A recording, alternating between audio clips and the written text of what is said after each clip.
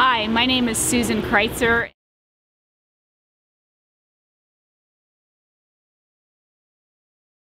I have an illness called myalgic encephalomyelitis that was renamed in the 1980s by the US government to chronic fatigue syndrome. And able to do this today and be out of bed because I've been on massive doses of antivirals, experimental, which actually did help me a little bit. It became too toxic to stay on it. I have to go back on something because I'm beginning to fail again. But since I have a voice right now, it could be on two legs, even though I was throwing up this morning and I'm pretty fatigued right now, and I'll be in bed after.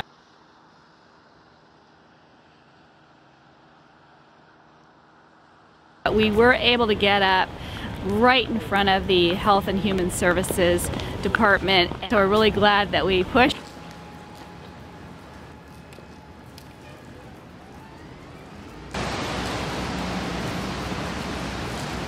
Yeah.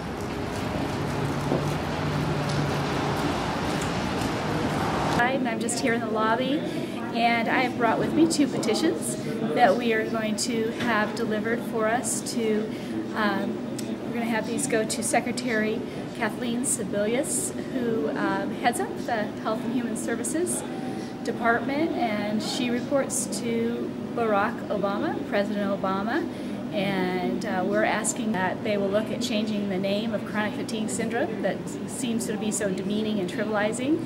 And also we have over 50 experts from around the world and 171 patients and advocates that are asking them to reconsider the contract that they've entered into with the IOM, Institute of Medicine, to redefine this illness. And all of our experts who are the ones who know about this illness are very concerned that it be redefined. We already have a definition, and it could set back research and treatment for the illness. So we're here as one person making this trip to Washington because so many people are sick and can't get out of bed. So I'm here to deliver the petitions as a grassroots, and we had over 6,000 people online who kind of found this through social media and want their voice to be heard, and that includes the 39 countries. So Secretary Sebelius, we hope that you will listen to us.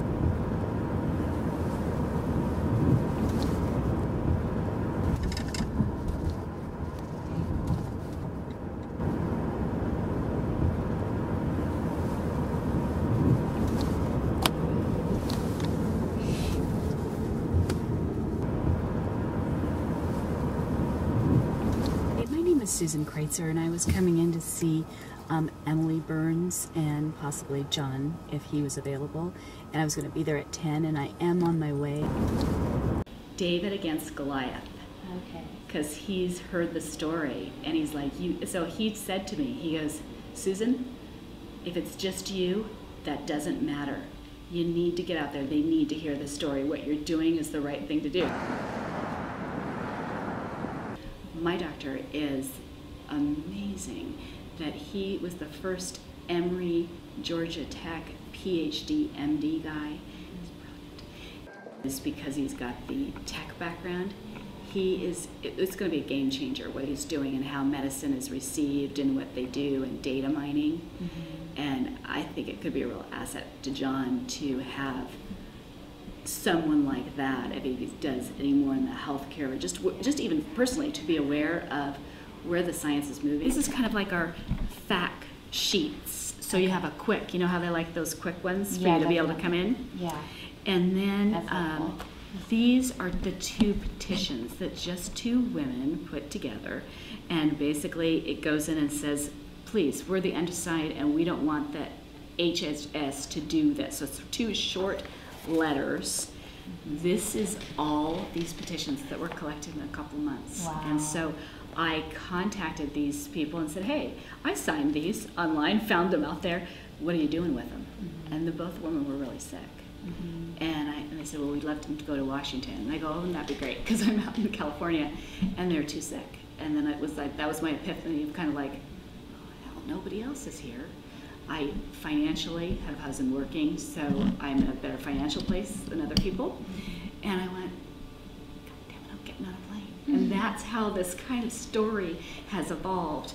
But on one of the petitions, it's just the signatures. And so that's about 3,000 names that we did. And we had to take it off. This one, where you guys might be really interested in, is because she did it by state. And anyone over here, people actually commented, and we took the comments so you could see them. So he could go find them by his area. And I promise you, I can get in his district, I can get the people. It's like they're hidden, but they will come out. So if he needs the exact people from the district, we can do it. You read these comments, you will never be the same. So this is the letter that the experts, so the MECF experts wrote, which was unprecedented to do that up against the secretary and going, don't do this. This is the 171 patient advocates, and it's basically that letter going, we're behind our experts. It was just me and Nigel Lyons, who's our cinematographer, thanks to Ryan Pryor, who is making the Blue Ribbon Emmy CFS documentary. Ryan has been so supportive. He has this illness as well. As a community, I really hope that we support Ryan in getting his documentary made, just the way that Jennifer Brez had hers for A Canary in a Coal Mine. Ryan, thank you so much for being here, because I've been alone and I wouldn't have been able to film this and show people what we were doing. We've had a lot of people that have been very receptive to the message. Everywhere I'm going around town, I'm telling everybody I meet, taxi cab drivers, all this stuff, and I can't tell you. People are like, oh, well, we want to hear the story. So I think that's really positive, and this is just the beginning. I just really thought that, you know, it's just getting our voices out. It really can be one person, and if you can't get out here like I can, and I'm fortunate because I was on antivirals, which has helped me a little bit, so I'm up walking. I have to go back on them again. But you know, if you're in bed, it's okay, you can have a voice. We're gonna find a way for you to have a voice, and we're gonna take this as a grassroots. We're gonna get a national or international organization going to really speak our truth. So thanks for coming along on this ride, and once again, thank you so much, Ryan, for giving me this opportunity.